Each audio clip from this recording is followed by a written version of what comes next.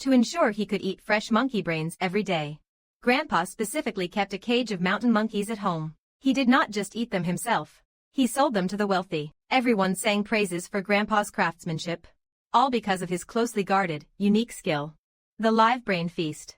This so-called live brain feast involved dragging a live monkey under a round table. There was a hole right in the center of the table, designed to fit the monkey's head perfectly, leaving the top half exposed through the hole. With a swift stroke of his blade, Grandpa would expertly pry open the monkey's skull, revealing the stark white brain matter inside. At this point, the monkey was still alive, screeching and whimpering beneath the table, but with its head clamped tight. It could not budge an inch. A table full of people would surround the raw brain, scooping it out bit by bit to dip into a hot pot. Even when the brain was completely finished, the monkey would not be fully dead yet. That is when Grandpa would drag it away to be skinned. Between the brain feasts and the pelt trade, Grandpa had raked in quite a fortune over the last 2 years. Until one day, an old monk passed by seeking alms. His eyes fixed on the cage, he suddenly shouted at my grandpa. "Old brother, there is something wrong with that monkey of yours. Kill it quickly, or a great calamity will follow." Many families in Huangnagang village raised monkeys, but none did it better than my grandpa. His cage of monkeys had sleek, glossy fur and plump bodies. Yet they were more submissive and well-behaved than old dogs. Grandpa usually treated me like a beast of burden. Mornings were for endless chores and farm work. Afternoons were for cleaning the cages and feeding the monkeys. If I was even a second late, I would get a taste of the rod. As the worthless girl in Grandpa's eyes, I had long grown used to the beatings and insults. Sometimes, seeing the smallest, most bullied monkey in the cage, I felt it was just like me, hiding in the shadows, enduring in silence. Its leg was rotting, and its fingers were mangled. It never fought for food like the others.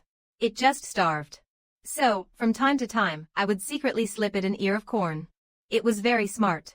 If other monkeys were watching when I offered food, it would never take it. Only when it was sure no other monkey was looking would it quickly grab it, hide it, and eat in secret. People for miles around knew of Grandpa's skill with monkey brains. Every time the bosses from town came for a feast, they would heap praise on Grandpa's technique. He would become insufferably smug. Many young men in the village begged Grandpa to teach them the trade. But he would always shake his head like a rattling drum, saying he would only wait until he was too old to move, before finding a final disciple to pass on his secrets. One day, while Grandpa was sharpening his deboning knife in the yard, an old monk with a face full of wrinkles suddenly appeared. He came to the gate, pressed his palms together, and chanted, "Amitba, benefactor, this poor monk is passing through and seeks a bite to eat." Grandpa shot him a glance and ignored him. I took pity on him and went to scoop a bowl of rice. However, the old monk did not eat right away after taking the bowl. Holding the bowl, his eyes were locked onto the monkey cage.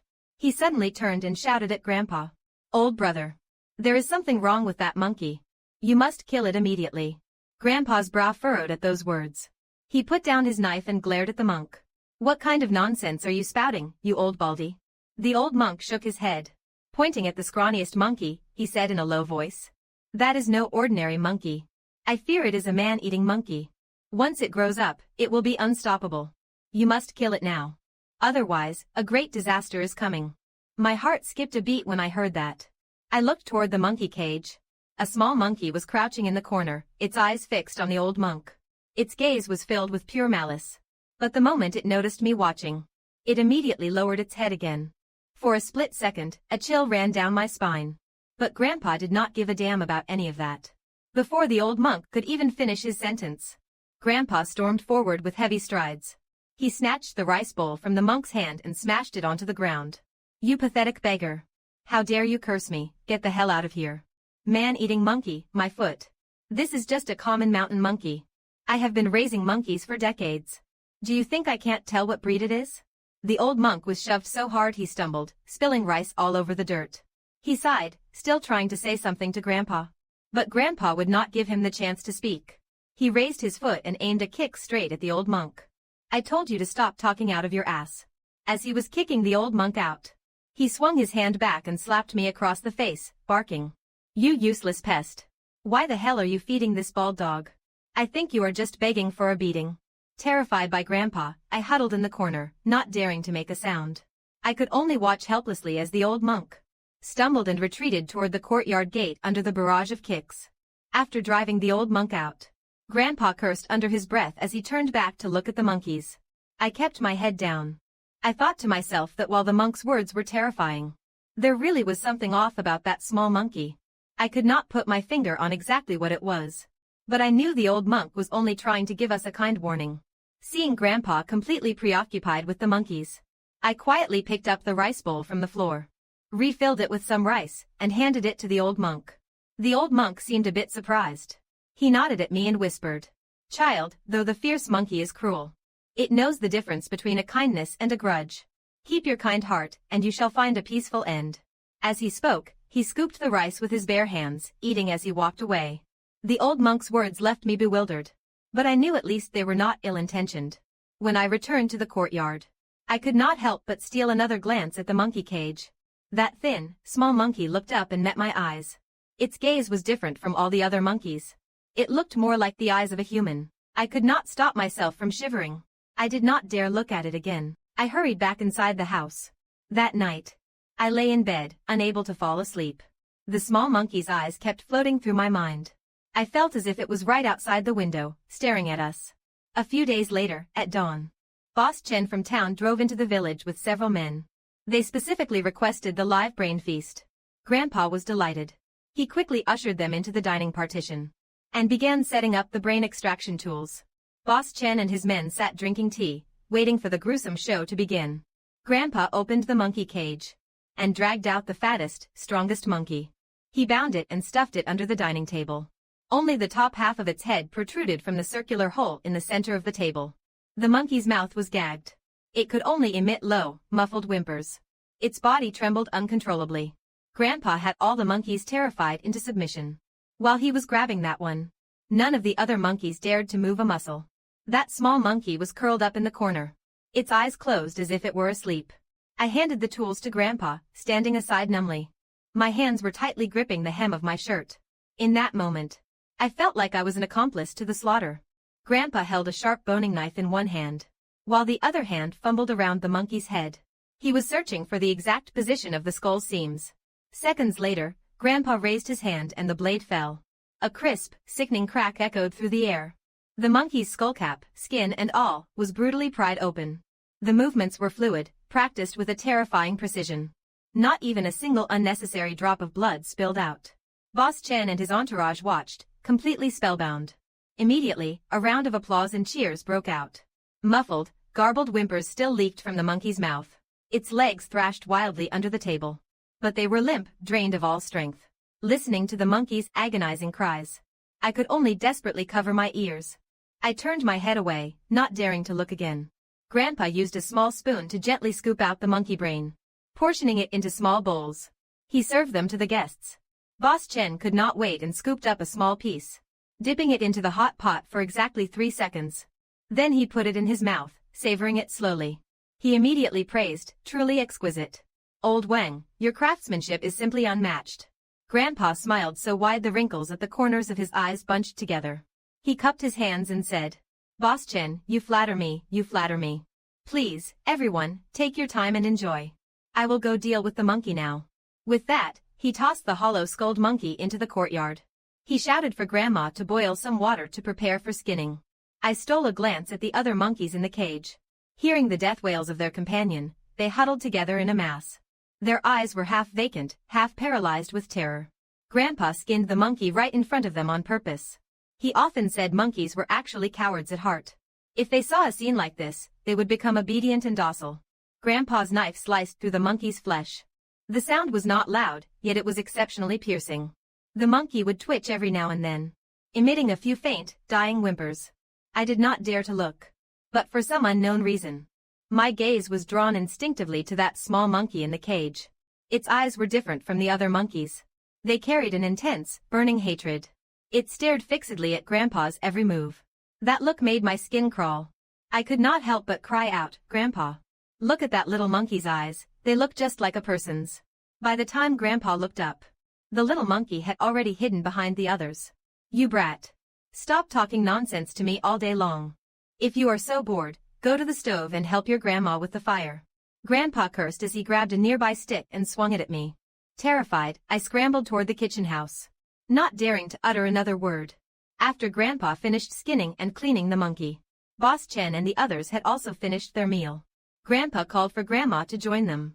They hitched a ride with Boss Chen to town to sell the monkey skins. Before leaving, he barked an order at me. "Watch these monkeys. Don't let them fight. If anything goes wrong, I will skin you alive." As he spoke, he brandished the monkey skin in his hand. He walked away without looking back. I nodded repeatedly. But my heart was heavy with unease. After Grandpa and Grandma left, the entire courtyard felt hollow and empty.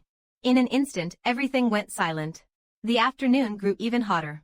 I brought 2 large buckets of water to cool the monkeys down. After finishing, drowsiness washed over me. I slumped onto the table inside the house and drifted into a hazy sleep. Suddenly, a series of metallic clangs startled me awake. I snapped my eyes open. Through the window, I actually saw that little monkey standing like a human at the cage door. One hand held a key, and it was unlocking the cage. Where did it get the key? Only Grandpa was supposed to have the keys to the monkey cages on him. Though I was shocked, I thought about what would happen if the monkeys escaped. Grandpa would beat me to death when he got back. I wanted to rush out and stop them. But the moment our eyes met, my legs instantly froze. Its originally pitch-black eyes had turned an eerie, ghostly green, staring me down with a deathly gaze. It was as if it was warning me not to move a muscle. My heart hammered against my ribs, and cold sweat broke out on my forehead. I wanted to run out and stop it, but my legs felt like they were tied to boulders. I could not lift them at all. In that moment, I was only glad I had locked the door before my afternoon nap. The little monkey quickly picked the lock on the cage. After crawling out, it actually turned around and locked the iron cage back just as it was. It even tossed the key onto the ground nearby. Then, with a few agile leaps, it rushed to the southwest corner of the yard, where the carcasses of the monkeys Grandpa had slaughtered during the day were piled. The little monkey grabbed a carcass from the ground and began to tear into it. Even from a distance, I could see everything clearly. The fangs in this little monkey's mouth were far more numerous than any normal monkey's. Despite its small size, it devoured the flesh with terrifying speed. In no time, it had stripped that monkey carcass clean. It even gripped a thigh bone with one hand, crunching it loudly. While it gnawed on the bone, it turned its head to look at me again. Its mouth pulled back, forming a smile that looked disturbingly human. That bizarre and grotesque sight scared me so much my heart nearly stopped. But the little monkey did nothing else. Clutching 2 bones in its hand, it vanished over the courtyard wall in a single bound. I collapsed onto the floor, gasping for air. My legs completely devoid of strength. I did not dare get up, let alone open the door. So I just sat there, paralyzed on the floor, staring blankly until dusk fell. Grandpa and Grandma returned home as the twilight faded. As soon as he stepped inside, Grandpa started shouting, "You useless pest, why have not you opened the door yet?" Hearing Grandpa's harsh, aggressive voice at that moment strangely brought me a sense of comfort. Suddenly finding the strength to move, I scrambled up from the floor, rushed out the door, and cried out to them, "Grandpa, Grandma, the little monkey escaped." When Grandpa heard this, he rushed straight to the monkey cage. One look at the empty cage, and his face instantly turned livid. He grabbed a stick from nearby and struck me right across the head. "You money-losing brat. Who gave you permission to let that monkey go?" I instinctively shielded my head with my arms, letting the stick rain blows down upon my body. It was not me. That little monkey picked the lock and ran away on its own. Grandpa did not listen to my explanation at all. He continued to beat me mercilessly with the stick, making me roll on the ground in pain. Grandma picked up the cage key from the ground and hurried over to pull Grandpa away. After she pleaded with him several times, Grandpa finally stopped his assault, still cursing loudly. "That little monkey is weak and has not eaten much. It could not have gone far. It is probably hiding in the mountains. I am going to go catch it and bring it back." I hesitated for a moment, then mustered the courage to say, "Grandpa, that little monkey was faking it. It is not weak at all. It ate that entire monkey carcass from this afternoon." Grandpa froze, then turned to look at the corner of the yard. Nothing remained on the ground but a few shards of bone and scraps of meat. Grandpa's expression grew even more grim. He threw down the stick in his hand and began striding toward the gate. He spat as he walked. "I do not care what kind of freakish thing it is. Once it is in my cage, there is no thinking of escape." Just as he stepped out, he turned back and barked, "What are you two still standing there for? Get up the mountain with me and find that monkey." At Grandpa's command, Grandma hurriedly pulled me along, and we headed out together. Grandpa called out to several young men in the village again. The whole group swarmed toward the mountains to search for the monkey. Although there were many of them, entering the mountains at dusk meant no one dared to stray too far from the group. We searched along the path for a long while, but we did not see even a shadow of a monkey. Total darkness fell as a heavy mist rose from the mountains. Strange cries of nightjars echoed from the distance. The branches under our feet snapped with a sharp crack. The surroundings were terrifyingly silent. I followed at the back of the crowd, my heart racing with anxiety. I felt as if something was lurking all around us. The young men were already starting to get cold feet. They told Grandpa that the monkey had probably fled into the deep mountains. Grandpa held an oil lamp, cursing as he walked.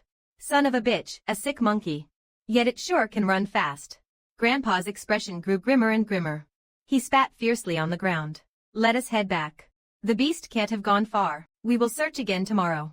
On the way back to the village, I kept feeling a chill down my spine, as if a pair of eyes was staring at us from the darkness. I did not dare to look back, sticking close behind Grandma, my palms drenched in cold sweat. The little monkey was never found, but it never appeared in the village again either. Slowly, the incident was forgotten by everyone. In the blink of an eye, 3 months passed. The monkeys in the cages had grown sturdier. Every day, Grandpa looked at those monkeys with a greedy grin.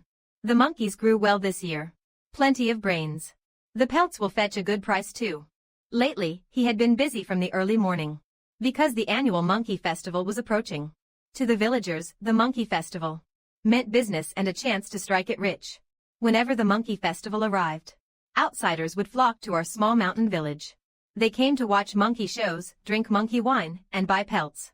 But most importantly, it was to taste that legendary, tender delicacy. Live monkey brains. All the monkey-raising households in the village were extremely busy, preparing all sorts of monkey-related goods, food, and wine.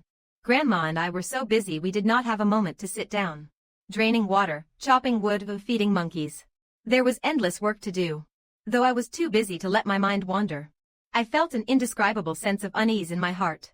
I sensed that something was about to happen. I stole a glance at the monkeys in the cages. They huddled together, their expressions dull and vacant, completely unaware of the fate that awaited them in a few days. Suddenly, hurried footsteps echoed outside the courtyard, accompanied by a shrill, piercing cry. Help, please help. My little girl is gone. I looked back toward the gate. I saw Auntie Lou from the west side of the village rush into the yard. With trembling hands, she grabbed Grandpa's arm, her face a mess of tears. Brother Wang. My little Near is missing.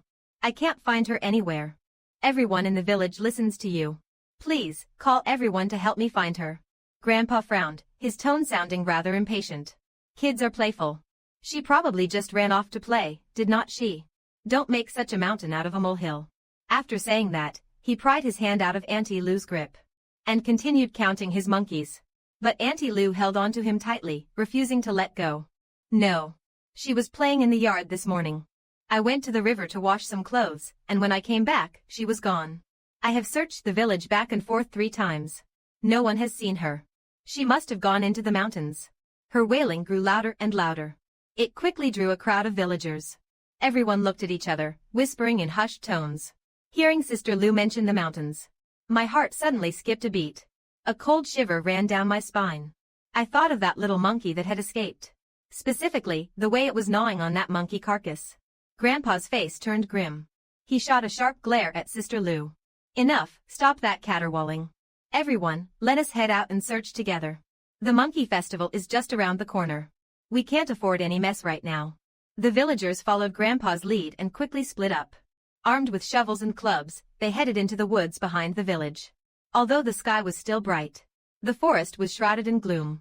A chilling dampness permeated the air. It was enough to give anyone goosebumps. After searching for about 2 hours, a villager suddenly shouted from a distance. Quick, over here. We followed the voice and saw a patch of brambles. Scattered there were torn scraps of clothing and several bone fragments stained with fresh blood. Sister Lou froze for a second before lunging forward. These are Nizi's clothes. She clutched the shredded fabric and broke into a guttural howl. Staring at that pile of bones, my stomach churned. I could not help but shudder. The soil around the bones was soaked crimson. A thick, metallic stench of blood hung heavy in the air. Terrified, the villagers all recoiled a few steps. Some covered their eyes, unable to look. Others retreated to the side and began to retch. Someone whispered, "Was this little girl mauled to death by a mountain demon?" Another nodded repeatedly. Their voice trembled, "It must be. Otherwise, how could her bones be crushed like this in such a short time?" "The mountain demon is eating people." Grandpa's face turned livid as he glared at them fiercely. He barked sharply. "Stop talking nonsense. There is no such thing as a mountain demon." He paused for a moment. Gritting his teeth, he added, "This is just a lamb killed by a wolf. These are clearly sheep bones, not human bones." "Quit your babbling." Grandpa strode over to Sister Lou. He whispered a few words to her. Sister Lou's crying stopped instantly. Her expression shifted several times. She then nodded and fell completely silent. Watching Grandpa's stony face from afar, I knew he did not want this getting out.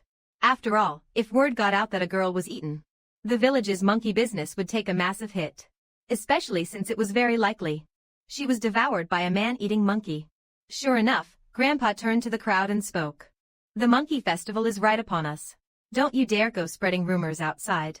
Otherwise, you will be cutting off everyone's livelihood. You won't have a peaceful day in this village if you do." If even Sister Lou is not saying anything.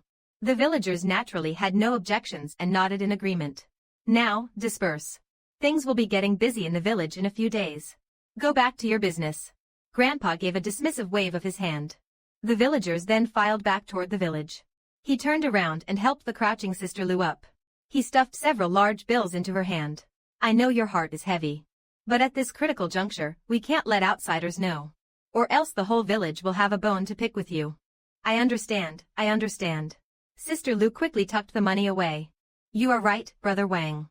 Lucky for him, it was only a little girl who was lost. What is gone, I suppose." There was actually a hint of relief in his voice. Hearing it made a cold shiver run down my spine. Grandpa patted his shoulder and turned to leave. I followed closely behind him, back to the village. The village returned to its usual stillness. Grandpa kept himself busy preparing for the monkey festival. It was as if nothing had ever happened. I watched his busy silhouette. But a growing dread took root in my heart. That pile of crushed bones. And the look in that little monkey's eyes. I could not wipe those images from my mind. The monkey festival was 5 days away, and the villagers were getting busier. Grandpa, especially, worked from dawn until dusk. His face was constantly plastered with a grin. All day long, he calculated how much cash he would rake in this year. He was even unusually civil toward me. The beatings lessened. For 2 days, no new bruises appeared on my body. That night, I lay down early. But despite closing my eyes, sleep would not come. The courtyard was deathly quiet. The only sound was the rustling of the locust tree in the wind. I rolled over, staring blankly at the ceiling. Suddenly, a low, guttural screech drifted in from outside. I could not describe that sound. It sounded like a crying child, yet also like an owl hooting. It carried a bizarre quality that made my hair stand on end. I held my breath and strained my ears to listen. My heart hammered faster and faster. Could it be the monkeys in the cages making that noise? But those monkeys were usually so quiet. They had never made a sound like that before. I crept out of bed and tiptoed to the window. I lifted a corner of the curtain to peek into the courtyard. The moonlight washed over the yard, bathing it in a ghastly white. The monkey cages stood there in total silence. The monkeys inside were all huddled together in the corners. They seemed to be fast asleep. I watched for a while but saw nothing. I had no choice but to lie back down and try to force myself to sleep. But that eerie, laughing screech rang out every now and then. My head was buzzing. It was impossible to rest. The sound persisted until just before dawn, when it finally vanished. As the gray light of dawn broke, I yawned and got up to fetch water. The moment I stepped into the courtyard, a pungent stench of blood hit me. My heart leaped, and I rushed toward the cages. Before I even got close, I saw the ground was stained crimson. The monkeys inside were strewn about in total chaos. Every single one of their heads had been smashed to a pulp. Their fur and hides were shredded into bloody messes. Fresh blood oozed from the cages, staining a large patch of the dirt floor red. I stood frozen in horror. The bucket in my hand fell to the ground with a loud clang. Hearing the commotion, Grandpa rushed out of the house. He took one look at the carnage inside the cages, and his face instantly turned a sickly ashen gray. He grabbed a stick and slammed it violently against the iron bars. His eyes darted around wildly. "You filthy beast, I will skin you alive." He stomped his feet in a rage, the muscles in his face twitching uncontrollably. His eyes held a mix of sheer terror and bitter resentment. Grandma heard the noise and came running out too. When she saw the blood everywhere and the dead monkeys, Her face went pale with fright. She kept muttering, "What happened? How can this be?" Grandpa gave the iron cage a savage kick. "It has to be that man-eating monkey. It has come back for revenge. Those beasts never forget a grudge." Grandma clutched her apron with both hands, her whole body trembling. I stood to the side, feeling as if a heavy stone was crushing my chest. That bizarre screech from last night still seemed to echo in my ears. Was it really that scrawny little monkey? To kill so many monkeys in a single night. How vicious must it be? Grandpa spun around suddenly, his eyes bulging with fury. He lashed out, striking me with his stick. "I told you not to let that monkey go. If it is coming for revenge, it will eat you first." He cursed at me while pacing back and forth, his eyes darting frantically in every direction. It was a sign of his extreme agitation. By then, the nearby villagers had heard the commotion too. They crowded around the courtyard gate, and seeing the scene inside, everyone gasped in horror, asking one after another what on earth had happened. Grandma was just about to speak, when Grandpa shut her up with a single piercing glare. He forced a smile that looked more painful than a sob. Probably a black bear from the mountains. Got hungry and came down for a snack. When it could not get to the monkeys in their cages, it just slaughtered the lot of them. The villagers all wore expressions of sudden realization. Must have been a black bear. Otherwise, what else would have the strength to smash those monkey heads to a pulp? That has got to be it. Look, there is even a huge footprint over by the courtyard wall. What else could it be but a black bear? Only then did I notice it. At the foot of the wall, there were indeed two massive footprints, sunk deep into the mud. Grandpa stared at those prints too, his face grim and silent. The villagers offered a few words of comfort and then all went home. Once everyone was gone, Grandma whispered to Grandpa, "Old man, we should pack our things and flee to the town immediately. I am afraid that Monkey has already become a mountain demon. We can't mess with something like that." Grandpa jerked his head around and glared at her. "Flee. This is my territory, and you want me to hide like a coward? If it dares to show its face again, I will skin it alive." Grandma tried to say something else, but Grandpa cut her off with a cold snort. "Stop your whining and nagging. Go get the cart. Dump these monkey carcasses in the back mountains. Their brains are gone and the pelts are ruined. Just looking at them pisses me off." Grandpa and Grandma worked busily the whole day, before they finally managed to clear out all the monkey corpses. I tidied up the courtyard, and made dinner for them. After eating, we all went to bed early. Grandpa lay in bed with a bitter face, sighing and groaning. He looked as though he had aged several years in a single day. Grandma tried to comfort him. "Old man, if we can't do it, let us just stop raising monkeys. We can get some piglets and lambs to raise instead. We will still make money, and it will be a peaceful life." Grandpa swung his hand and gave her a hard slap across the face. "What the hell does an old hag like you know? One scoop of monkey brain is worth 5 fat pigs. Once I have dealt with that beast, I am getting a new batch of monkeys to keep the business going." Grandma sighed, fearing they would cross paths with that monstrous thing again. "Bullshit, you are just jinxing us. Keep talking that nonsense and I will rip your mouth off." Grandpa kicked her. "Shut up and go to sleep." With that, the two of them fell silent and slept. I turned off the room light, and lay down on my small bed nearby. My mind was filled with the gruesome images of those slaughtered monkeys. A heavy, suffocating feeling weighed on my chest. The night wind howled outside. The old locust tree beyond the wall rustled and groaned in the wind. Tree shadows swayed against the curtains, looking like countless hands clawing at the glass.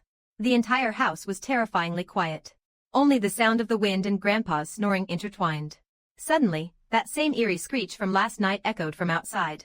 The sound was intermittent, moving from far away to very, very close. My heart leaped into my throat. I huddled under the covers, not daring to move an inch. Just then, a warm and rough hand clasped my small hand tightly. It was Grandma. She whispered to me, "Neezy, do not be afraid. Grandma is here." Grandpa had also gotten out of bed. He pulled a deboning knife from the foot of the bed. He crept to the door, peering through the crack at the darkness outside. The screeching outside grew closer and closer. With a heavy thud, something massive clearly jumped into our courtyard. I felt the blood in my veins turn to ice. Cold sweat trickled down my forehead. I could only grip Grandma's hand with all my might. Right then, Grandpa whipped his head around. His face was panicked, his voice a low hiss. Into the cellar, Grandma yanked me up.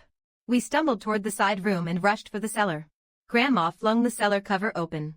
She stuffed me inside first, then jumped down right after me, just before dropping into the dark. That single glance nearly scared the soul out of my body. I saw an eye, larger than a bowl, pressed tight against the window. Peering into the room. That eye, gleaming with an eerie light, was embedded in a monstrous, human-like face. The face was covered in stiff, bristling hair. A blood-red maw hung slightly open, revealing two long, razor-sharp fangs. Propped against the windowsill. Grandma screamed, "Old man, get in here, quick." Grandpa dropped his bone-scraping knife immediately and bolted for the cellar. At that exact moment, the monster smashed the window with one fist. Claws sharp as sickles. Swiped at Grandpa's back. In the nick of time, Grandpa rolled into the cellar opening. He quickly slammed the heavy iron cover shut. He forced the latch locked from the inside, gripping the handle with white knuckles. We did not even dare to breathe. As soon as the cellar was sealed, a piercing screech erupted outside. The sound was so ear-splitting it felt like it would tear my eardrums. My whole body jolted. I nearly cried out, but Grandma clamped her hand over my mouth. Her hand was ice-cold and trembling slightly. My heart hammered like a drum, as if it were about to leap out of my throat. Grandpa did not say a word. All his weight was thrown against the handle of the lid. His eyes were fixed dead on the ceiling above. Heavy footsteps sounded from outside. Thud, thud. Each step felt like it was stomping on my heart. The sound drew closer and closer, stopping right at the cellar door. Then, the sound of sniffing reached our ears.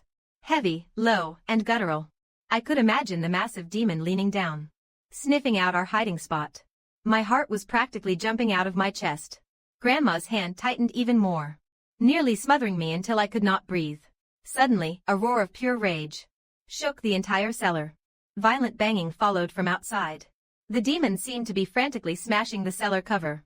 Fortunately, the cover was made of iron, and the monster could not force it open for now. It could only vent its fury elsewhere. The loud, relentless crashing continued outside. The sound of splintering wood drifted down, along with the impact of stones being hurled. Inside the cellar, it was pitch black. Amidst the overwhelming numbness and chaos, I actually fell asleep, sinking into an endless nightmare. In my dream, the massive monster used its sickle-like claws to tear me into pieces. It crushed my head like a ripe watermelon. I do not know how much time passed before I startled awake from the nightmare. The sounds outside had finally died down, leaving only the howling of the north wind. I gasped for air, finding myself still in Grandma's arms. My clothes were completely soaked with cold sweat. Grandpa's whole body was rigid. He was still clutching the handle of the cellar door, motionless. Grandma noticed I was awake and patted me with a trembling hand. She whispered to Grandpa, "Is it gone?" Grandpa did not say a word. Only after a long while did he slowly straighten his back. I gently pushed open a crack in the cellar door. A faint glimmer of dawn spilled into the cellar, reflecting the sweat and exhaustion etched across his face. He cautiously poked his head out to scan the surroundings. His gaze shifted several times, before finally letting out a heavy sigh and walking out. After speaking, he was the first to climb out of the cellar entrance. Grandma and I hurriedly followed him out. The moment we emerged, the scene before us was so horrifying I nearly screamed out loud. The entire house had been utterly decimated. Whether it was the wardrobes or the furniture, everything had been smashed to smithereens. The inner walls had all collapsed. Not a single inch was left intact. Only the brick walls of the outer courtyard remained somewhat whole. Grandma gazed at our ruined home, her eyes brimming with tears. Yet she did not dare let them fall. Grandpa slammed a fist violently against the courtyard wall, cursing under his breath, "You goddamn beast." Having not closed his eyes all night, his own were bloodshot. He looked incredibly haggard. Yet he still forced his back straight, looking like he was ready to fight that monster to the death. Grandpa did not say a word all morning. He did not even bark orders at Grandma or me. He just grabbed a shovel and silently cleared the courtyard himself. The stove was destroyed, so we could not cook. Grandma held me close as we huddled under the eaves, as if she still had not recovered from the night's terror. After a long while, Grandma finally could not help but speak up. "Old man, let us just run away. Let us head to the town immediately. That man-eating monkey has truly become a mountain demon. We can't win against it." Her voice carried a hint of pleading. The horror and ferocity of that man-eating monkey had completely surpassed our understanding. Staying here was no different from waiting for death. Hearing this, Grandpa slammed the iron shovel onto the ground with a loud clang. He slowly turned around, staring at Grandma with a cold, chilling gaze. "Run. Run where? Huangnagang village is where our family's roots are. These old bones of mine will stay here, even if I have to die here." As he spoke, Grandpa let out a cold sneer. He spat on the ground, his tone dripping with a savage determination. You did not see it last night. That beast. I do not know how it grew so big. It is actually a whole head larger than a black bear. If I catch it and skin it, imagine how massive that pelt would be. A high-quality, full-sized pelt like that is worth a fortune in the county town. You could not find another if you tried. He stroked his chin while he spoke, glancing toward the distant mountain forests, as if he could already see the piles of cash. My scalp crawled just listening to him. That man-eating monkey was so cruel and terrifying. Yet Grandpa was actually thinking about skinning it. Grandma's eyes widened in shock. Have you lost your mind, that is? That is a mountain demon. We are just trying to stay alive. How can you provoke it? She looked down at me, clutching my hand as tears welled in her eyes. It could crush him like a bug. He is still so small. You have to think about his safety too. Shut up, Grandpa whirled around suddenly, glaring fiercely at Grandma. All you ever do is blabber nonsense. Mountain demon, my foot. It is just a brainless beast, nothing more. Why should I be afraid of it? He extended a finger and pointed at me, his eyes filled with utter disdain. If this money-losing pest gets eaten by that beast, then it is just her damn fate. Grandma was stunned into silence by his words. Her face went pale instantly, and her lips trembled. Yet she could not utter a single word. She gripped my hand tightly, as if she truly feared the man-eating monkey would devour me right then and there.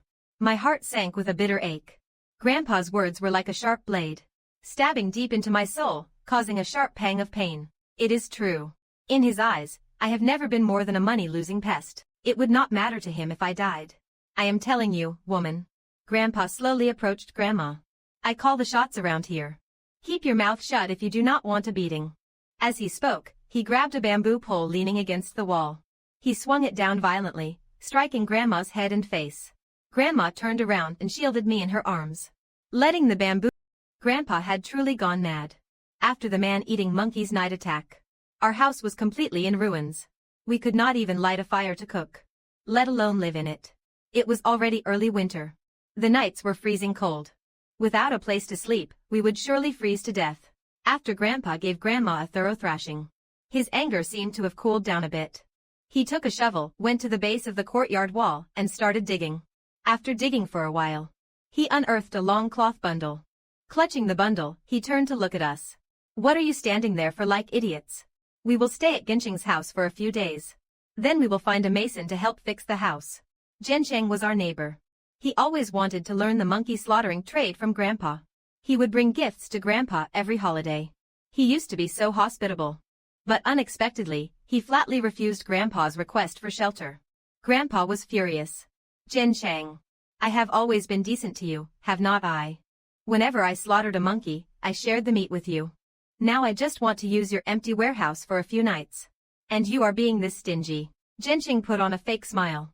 Uncle Wang, do not talk like that, it is uncalled for. That monkey meat is sour and tough. It does not compare to the gifts I have brought you over the years. Besides, think of all the years I have been giving you things. And you have not taught me a single trick of the trade. Grandpa forced a smile. I'm old Wang, said it in front of the village chief. I will only take a final apprentice when I wash my hands of this business for good. Look, a close neighbor is better than a distant relative. I will definitely consider you first when the time comes.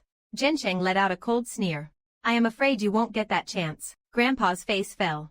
Gensheng, what do you mean by that? Gensheng continued, Uncle Wang. I will give it to you straight.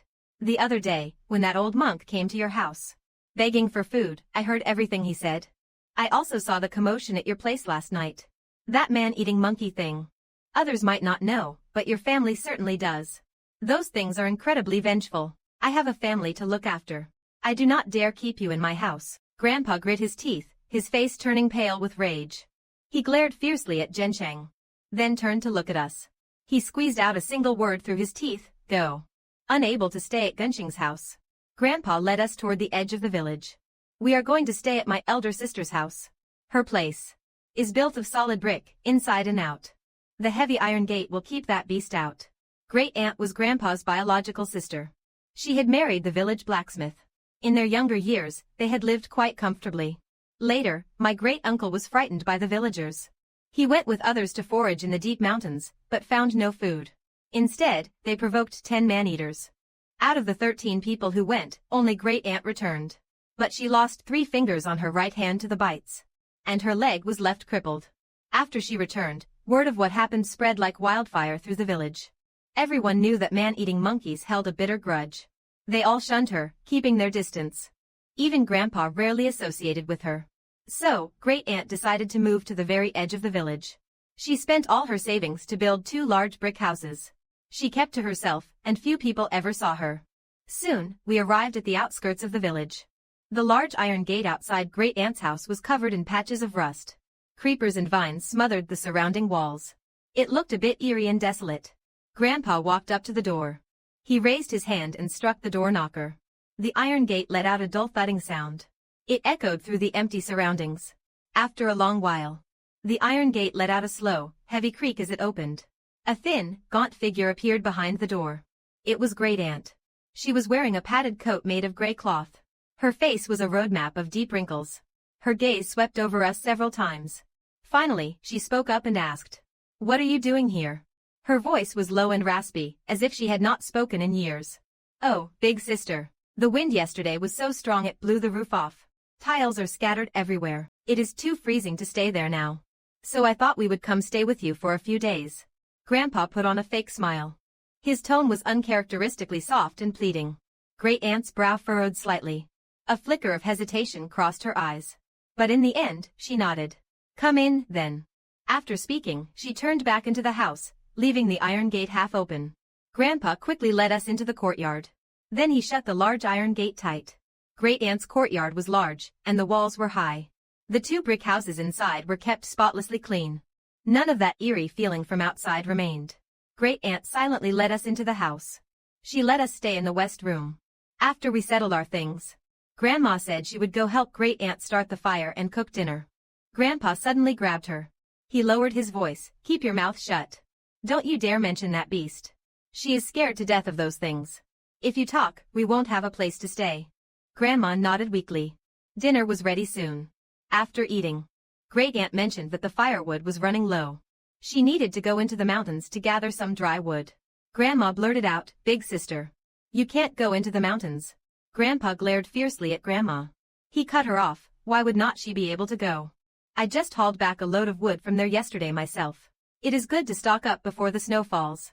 Tomorrow, we will go up and help Big Sister gather more." Great Aunt glanced at Grandpa and Grandma. Her expression did not change at all. "It is fine. You won't be staying long anyway. I can gather enough on my own." With that, she strode out the door. The moment she left, Grandpa slapped Grandma across the face. "I told you not to talk nonsense. You almost let the cat out of the bag, damn it." Grandma looked aggrieved, but it is nearly dusk now. What if Big Sister actually runs into that beast up there? What would we do then? Grandpa gave a sinister chuckle. "If she runs into it, then we won't have to worry about rebuilding our house anymore, will we? This brick house is quite comfortable to live in." He spoke as he lay down on the heated bed. He did not even take off his shoes. "Damn it, I am exhausted. I am going to sleep first. Don't you dare make a sound." My heart hammered in my chest as I listened. Grandpa's words meant he was actually hoping that Great Aunt would die on that mountain. Grandpa and Great Aunt visited each other often. But the only red envelope I ever received each year was from her. I could not just let her be mindlessly devoured by that man-eating monkey. The more I thought about it, the more my heart raced with dread. Finally, I steeled my resolve and quietly chased after her. Luckily, Great Aunt had not gone far yet. When I caught up to her, she looked at me with an expressionless face. "What is it, Nizi?" "Great Aunt." I swallowed hard. I could feel my heart pounding violently against my chest. I whispered, "I have to tell you something. Our house did not collapse because of the wind. It was the man-eating monkey. It might still be up there in the mountains." Great Aunt's face twitched slightly the moment she heard the words man-eating monkey. But she quickly regained her composure. "Why did not your grandpa say anything?" I lowered my head and bit my lip, not knowing how to answer. Great Aunt stared at me for a while, then suddenly let out a soft sigh. She stroked my head and said, "You poor child. At least your heart is not rotten." Her voice carried a hint of weariness and lament. As if she saw through everything, or perhaps she was mocking something. She patted my shoulder. "Nizi, go back now. My house is very sturdy. As long as you lock the iron gate and hide inside, you will be fine in a few days." I nodded, then asked, "But what about you?" Great Aunt actually flashed a rare smile. "Don't worry about me. I have faced the man-eating monkey before. I know how to avoid it. After saying that, she stroked my head once more. Then she waved me off and walked toward the edge of the village. That night, everything was calm. The man-eating monkey did not come to our door. However, Grandpa's snoring was thunderous, keeping me awake the entire night. The next day, after breakfast, Great Aunt still had not returned home. Grandma and I were both a little worried about her, but a smirk played on the corner of Grandpa's mouth. Gone all night. Who knows if my big sister is even coming back at all? Grandma sighed, looking like she wanted to say something but held back. Grandpa gave her a cold, sharp glare. Then he pulled 2 bills out from his inner pocket. He slapped them on the table in front of her. Stop your moping. Take the cart to Zhang's place and get 10 pounds of pork. Buy 2 chickens and 10 pounds of yellow wine for some appetizers. Grandma took the money, looking puzzled. Old man, what are you buying all this meat and wine for? Grandpa shot her a look. If I tell you to buy it, just go buy it. Why all the damn questions? Then Grandpa tilted his chin toward me. You, brat, go cook a big pot of rice first. Make sure it is a full pot. Don't let us run short. And boil plenty of water. I nodded. Grandma asked cautiously. Are we hosting someone at Great Aunt's house? Grandpa gave a mysterious grin. You will find out tonight. With that, Grandpa and Grandma both headed out, one after the other. I went to the kitchen by myself to start the fire and cook. Before long, Grandpa returned. Behind him followed a large group of people. They were all the idle young men and troublemakers from the village. Grandpa ushered them into the main hall to sit. Then he barked at me to serve them tea and water. While I was pouring tea for them, Grandpa placed his long cloth bundle on the table. Those young men's eyes lit up one by one. Uncle, with that gear, never mind a monkey. You could even catch a black bear. Grandpa waved his hand. Don't underestimate that beast. A black bear might not even be as strong as it is. Another young man chimed in. Is that thing really that big? Then how much would that pelt be worth? Grandpa laughed. Let me put it this way. I have sold pelts for many years. Monkey, bear, fox, wolf, I have sold them all. But I have never seen a hide that large. It will be the most valuable catch I have ever seen. The fur alone is worth much more than that beast's. Even that tree is sold. Grandpa said as he spoke. He waved 5 fingers in front of the young man's face. His eyes were full of smugness. The young man who just spoke was stunned. 5,000. That is a real gold mine. Enough to build 3 big brick houses and marry a wife. Everyone burst into laughter. Grandpa let out a cold sneer. 5,000. You are all still green. You have no idea how much cash those city folk have in their pockets. Grandpa lowered his voice. He said mysteriously, with just this one pelt. Selling it is enough to buy an apartment in the city and have money left over. Everyone gasped in unison. Then we are really going to strike it rich. When the fur is sold, I do not want much. Just a small cut of the pie. Enough for me to build a house and marry a wife in the village. Grandpa heard this. His eyes squinted, but his smile did not reach them. This expression usually meant he was not very happy. He usually hid all the money away, only giving it to Grandma when it needed to be spent. Naturally, he did not like others touching his money. While they were chatting, Grandma returned pushing a cart of wine and meat. Seeing the commotion at home, she could not help but frown. But when the young men called out Auntie one after another, she could only nod with a forced smile. In a gap between cooking, she found a moment to pull Grandpa aside. Old man, these are just a bunch of low-life thugs. Why on earth are you treating them to a meal? Grandpa sneered. Only low-life thugs can handle that beast. Grandma was stunned, then it clicked. Her face was full of terror. That beast is so vicious. You have seen it yourself. Strength in numbers won't matter. Grandpa frowned. Shut your trap. No matter how vicious it is, can it withstand a gun? Grandma suddenly realized. So that long cloth bundle was. Grandpa smiled. I won't be like those fools, who would actually hand this thing over to the authorities. Grandma's eyes widened, and she was speechless for a long time. Finally, she let out a long sigh and said no more. Grandpa's word was law in this house. Once he set his mind on something, no amount of talking would help. After the group of young men finished their drinking and eating, he directed them to dig a pit in the yard. The crowd worked for a long time, digging a pit that was both wide and deep. Someone suggested filling the pit with sharpened bamboo stakes, but Grandpa stopped him. He worried the stakes would ruin the man-eating monkey's fur and lower the price. Once the pit was dug, they laid bamboo poles across it, crisscrossing them in every direction, then covered it with straw. A simple trap was ready. Someone doubted if this trap would fool the man-eating monkey. It is just a beast, not a human. How could it not be fooled? Even if it does not fall for it, I will blow its throat out with one shot. Once the trap was finished, the sky gradually darkened. A cold wind whistled through the yard, making me shiver. Everyone crowded into the main hall and blew out the lamps. They peered outside through the cracks in the doors and windows. The cold moon hung high, casting a silver frost over the ground. The whole world was deathly silent. There was no sign at all of the man-eating monkey. Grandpa stood by the door with a grim face. That long cloth bundle had been unwrapped, revealing a rifle inside. He stood there with the gun slung over him. His aura was much more imposing than it had been the past 2 days. After quite a while, one of the young men could not help but whisper, "Maybe the man-eating monkey won't show up tonight." Grandpa shook his head. "This beast has a keen nose. It is vengeful. Once it starts, it won't stop until someone's dead. It has surely remembered my scent by now. It will definitely come tonight." Though he said that with his mouth. But Grandpa did not seem to have much confidence either. Suddenly, he grabbed me and shoved me toward the door. "You little pest, get out there and stand by the trap." My heart skipped a beat. What was Grandpa trying to do? Grandma's voice trembled. "Old man. Are you crazy? Why are you making Neezy go out there?" Grandpa narrowed his eyes. "That beast actually snatched the little girl from the Liu family to eat. It has surely developed a taste for it and wants another little girl." Seeing me hesitate, he kicked me right out the door. "Get your hide over to the edge of that trap and stay put. Dare to move and I will beat you to death myself." Grandma tried to come over and pull me back, but he kicked her to the ground. "Old woman, do not cause trouble or I will give you a taste of this gun too." The young men saw how Grandpa, who was usually so kind to others, could be this fierce and cruel. They looked at each other, their expressions filled with unease. I had no choice but to shuffle to the trap and crouch down. My heart felt cold as ice. Silent tears began to fall, pit-a-pat, onto the ground. Just to catch that man-eating monkey. Grandpa did not hesitate for a second to use me as bait. Is this man really my own grandfather? The night grew thicker, and a deathly silence fell over everything. Only the rustling of leaves in the yard broke the quiet. Time seemed to stretch thin. Every passing moment keeping everyone's nerves on edge. Suddenly, a low yet sharp screech echoed from afar, shattering the silence and making everyone gasp. Grandpa adjusted the gun in his hands. He pulled the door crack slightly wider. The screeching grew closer and closer. The stench of rotting flesh began to drift through the air. Even the moonlight in the sky seemed to dim.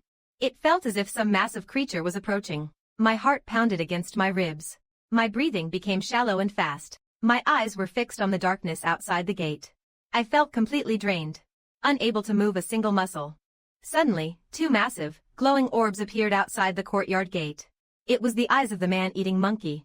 Grandpa abruptly raised his hunting rifle. He fired a shot straight at the monkey's head. However, he had underestimated the beast's agility. Though the man-eating monkey was larger than a black bear, it was incredibly light on its feet. With a sudden whoosh, it darted behind a side wall like a lightning bolt. The gunshot echoed through the night sky. The empty casing hit the ground with a sharp clink. He missed. Grandpa hurriedly reloaded the gun. He aimed, but did not dare to fire again. If he missed a second time, there might not be another chance. The man-eating monkey leisurely stepped out from behind the wall, walking step by step into the courtyard. It stopped right in front of the trap. It looked at me, then looked at the main house behind me. Its eyes seemed to hold a gaze of pure mockery. "Look at that beast's eyes. Is not it just like a human's?" One of the young men whispered, trembling. But no one answered him. Grandpa's voice came from the shadows. "You few, get out there and distract it first. Keep it from watching me, so I can get a clear shot." The young men were still hesitating. Grandpa's voice grew louder and harsher. "Do you still want to build your brick houses? Do you still want to afford a wife?" Only then did the young men slowly file out of the house. They held their iron shovels, splitting into 2 groups on either side. They brandished their weapons at the man-eating monkey, shouting curses and filthy insults at the beast. The man-eating monkey, however, began to grin eerily. It suddenly kicked out its foot, sending a massive spray of dirt and mud flying. It aimed right at the group on the east side. In an instant, that group was completely engulfed in a cloud of dust. That group of people, paralyzed by panic, waved their weapons blindly. Their terrified howls filled the air. The man-eating monkey pulled its old trick again. It kicked a massive cloud of dust toward the other group. In an instant, both groups of young men were screaming in terror. Everything descended into utter chaos. Bang! Another gunshot rang out. Hearing the shot, everyone scrambled, vying to be the first to bolt back into the house. But once they were inside and looked back, The man-eating monkey had already vanished without a trace. Where did that damn beast go? Did we scare it off? Everyone was at their wits' end, trembling with fear. They all turned their eyes toward Grandpa. Grandpa's face was grim and dark. His lips were tightly pursed. Clearly, he was just as clueless about what had happened. Though I was close by, I could not see clearly either.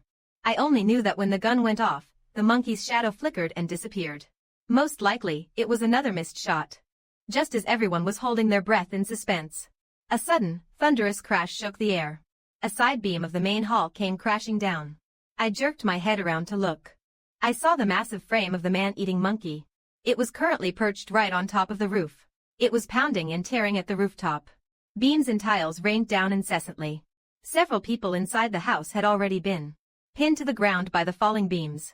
A few of the more agile young men managed to escape the house before being crushed. They bolted out the door, desperate to save their skins. But in their blind terror, they completely forgot about the pit they had dug. One by one, they all tumbled into the massive hole. They were trapped down there, left with nothing but despair. The man-eating monkey had nearly demolished the entire house. I wanted to run, but my legs had turned to jelly. I could only use my hands to claw at the ground, crawling toward the exit. Suddenly, a hand reached out and grabbed me firmly. "Nizi, get into the cellar, quick." It was Grandma. I had no idea how she escaped from the house. She was covered in dust, yet her strength was far greater than before. She dragged me along at a frantic pace. We rushed to the cellar entrance in the northwest corner. She shoved me inside and quickly replaced the cover. "Nizi, whatever you do, do not come out. I am going back to save your grandpa." With that, Grandma turned and hurried away. I stayed inside, paralyzed by shock and fear. I desperately wanted to peek out, but I did not dare. I could only hear the sounds from outside. One blood-curdling scream after another. Suddenly, a series of hurried footsteps approached. The cellar cover was flung open. Grandpa was standing there, clutching his gun. He turned back and roared, "You old hag, get in here now." Grandma's heavy panting could be heard from not far away. At that very moment, thump! The ground shook violently, followed by the sickening sound of something being pierced. Grandpa stood frozen, his eyes nearly popping out of his head. His entire body was trembling uncontrollably. His gun hand shook as he reached down to lift the cover slightly. He kicked the cellar lid shut. Then he let out a furious roar, "God damn it. You filthy beast, I will take you to hell with me." Then came the deafening bang, bang, bang of gunshots, followed by the heavy thuds of a struggle on the ground. And then, Grandpa's agonizing wails. One after another, the screams never seemed to end. I clamped my hands over my mouth as hard as I could. Tears streamed down my face like a broken string of pearls. I did not even have the courage to push the lid and steal a glance. A long, long time passed. Finally, the world outside fell silent. Nothing remained but the howling of the wind. My whole body was shaking. My eyes were bone dry from all the crying. Suddenly, the wooden cover of the cellar was lifted. A pair of giant, glowing lanterns stared at me from the darkness outside. It was the man-eating monkey. My heart and breath seemed to stop in an instant. I was practically suffocating. He did not kill me immediately. He just stood there silently. He stared at me for a long time, as if he were contemplating something. Suddenly, he lowered his head and sniffed hard with his nose. Then, with claws as sharp as sickles, he gently poked my face. In that moment, I felt a strange sense of familiarity. The little monkey I used to sneak food to looked at me for a long while. Finally, he turned around and vanished into the night. The surroundings fell back into a deathly silence. I did not dare move a muscle in the cellar. I did not even dare to pull the cover back over me. It was not until the sun was high in the sky that I summoned the courage to crawl out of the cellar. By then, the courtyard was a scene of utter devastation. The entire main hall looked as if it had been torn to shreds by a violent storm. Severed limbs were scattered everywhere. One corpse had even been skinned, its head crushed to a pulp. Only Grandma's body remained intact. I stood blankly in the middle of the courtyard. My mind was a complete void. A silence like death hung all around. Time seemed to have frozen still. Right then, I heard faint footsteps coming from outside the gate. I whipped my head around. It was Great Aunt. She walked in soundlessly. She was wrapped in a black cloth robe. Her face was completely devoid of expression. "It is good that you are alive, Nizi." Regarding the dead bodies littering the ground, she did not seem surprised at all. Instead, she surveyed the courtyard with chilling calmness. She was carrying a wooden box on her back. It looked a lot like the money box Grandpa used to hide away so carefully. In there was almost all of Grandpa's life savings. No one ever knew where he had hidden it. I wanted to ask Great Aunt something, but the words died on my lips, not knowing where to begin. Besides, anything I said now would be useless anyway. Grandpa and Grandma were gone. I had absolutely no idea what I was supposed to do. Child, come with me to the town. Great Aunt said flatly. We can't stay in this village anymore. I looked at her, my mind in a state of chaos. She did not say another word. She just turned and started walking out. I hesitated for a moment. But in the end, I followed behind her. Great Aunt led me out of the courtyard. Outside, a donkey cart was already hitched and waiting. She lifted me onto the cart. With a crack of the whip, we headed toward the town. The surroundings were eerily quiet. Only the sound of the wind whistled in my ears. As we reached the village entrance, she glanced back at Huangnagang village. Her gaze was unreadable. Only you are left alive from the Wang family. Perhaps this is heaven's will. She spoke softly. There was a hint of sarcasm in her tone. Yet it also sounded like a heavy sigh. From then on, I lived with Great Aunt in the town. Within a few years, rumors spread of strange occurrences in Huangnagang village. Everyone eventually moved away. The village has since become a ghost town. Aside from me, I am afraid no one knows the full story of Huangnagang village. The tale of Huangnagang perhaps should remain buried in the great mountains, letting it fade away slowly with the mountain mists.